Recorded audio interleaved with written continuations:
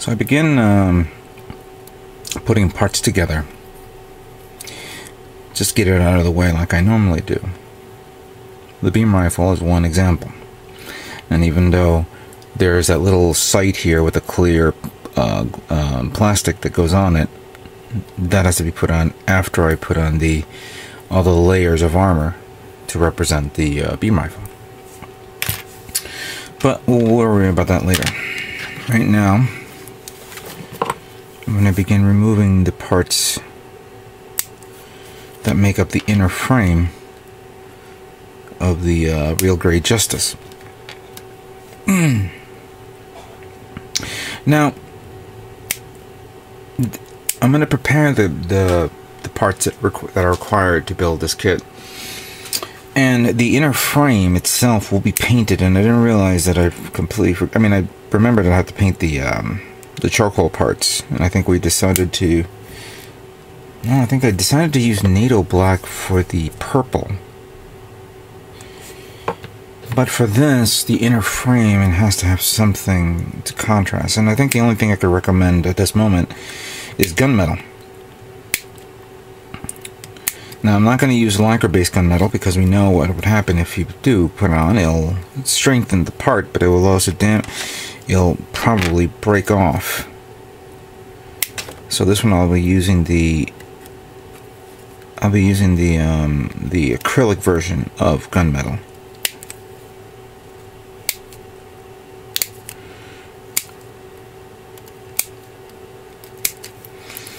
Okay, I'm gonna start separating parts that I know I'm gonna need to work with. So this is the legs right there, and then we have the arms.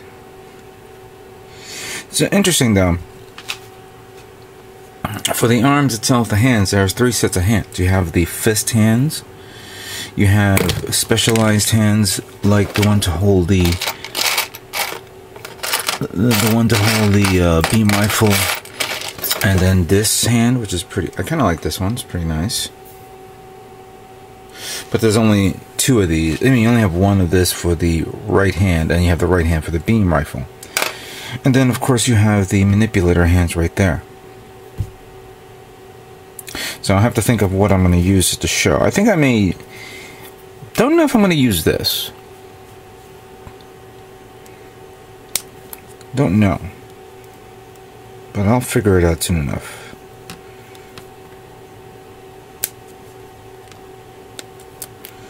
On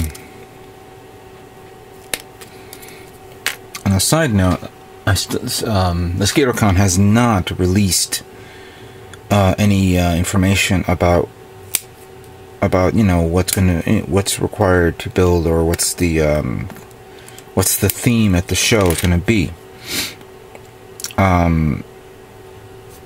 I definitely, the minute I find out about it, we'll discuss that in another video. And I'll discuss about the location of this place, because not too many people are aware of where it is. Right now I don't have this information in front of me, but once everything's all squared away, I will make it available to everyone, and hopefully everyone can come by and either see or come by and bring your kits and compete.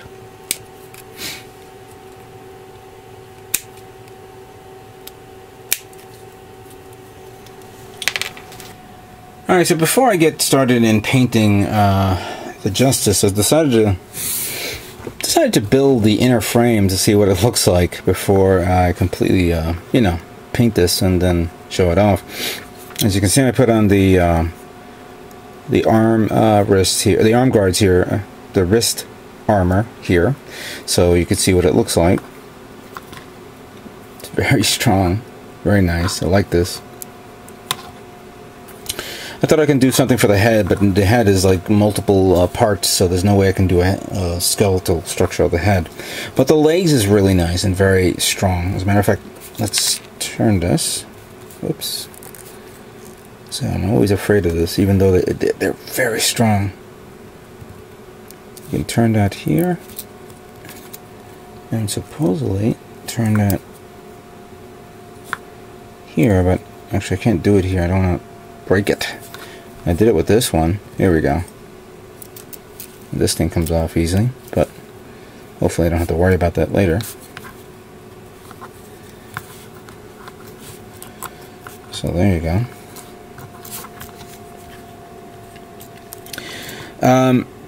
Behind here, of course, is the alligator clips that I have prepared, and all the charcoal parts, so that way I can begin. See, it's all there. So I can begin building. Begin painting all these parts.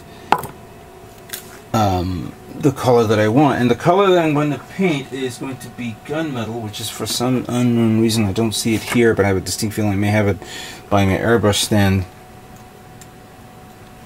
Another thing that I'm going to start building, but I have to put them in parts, in the trees, excuse me, is the blue parts, which I told you that I'm going to use the red. Here it is. So that one's ready to go. So I'm going to get two of the... I'm starting to work on the... First I'm going to start this one, the inner frame, so I can get it out of the way. Then I'm going to do the blue, followed by the yellow, which is easy, and then followed by the white. We'll get to the good colors later on. So, here's what the inner frame of the Justice looks like before painting. And here it is, already painted. I don't know if you guys can see this, so yep, it's gunmetal. The metal came out pretty cool, cool with a K.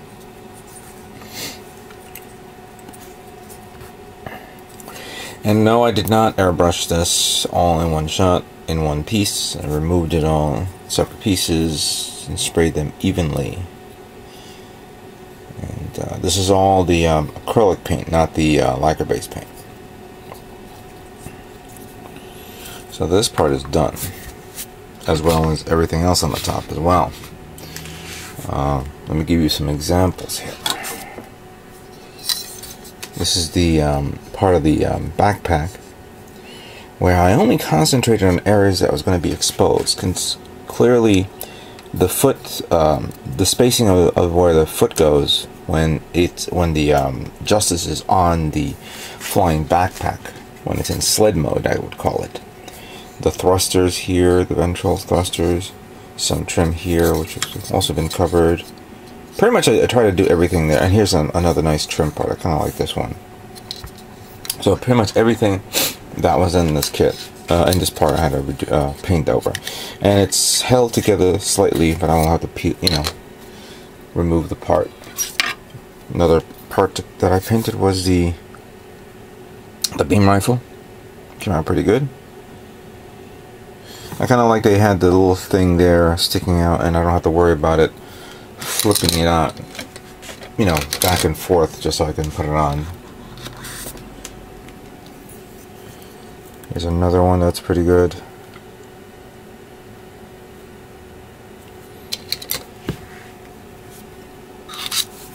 The thrusters came out pretty well. I was actually considering replacing the thrusters, since I have the Gundam, the thruster parts from the builder model parts. But I think this was, this is sufficient enough for this kit.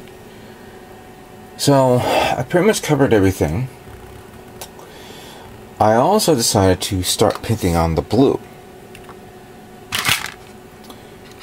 So remember I told you the orange paint, the reddish paint that I used on the Aegis? This is what it looks like.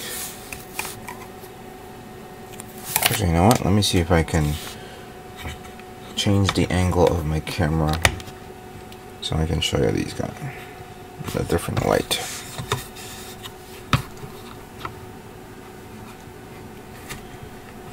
There we go.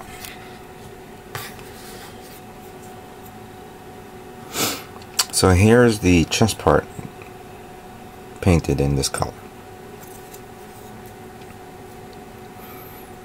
It's very nice. Foot guard. Okay. What's another one I could show you? Oh yeah, this part. this part that goes here. So that one's nice. Yeah.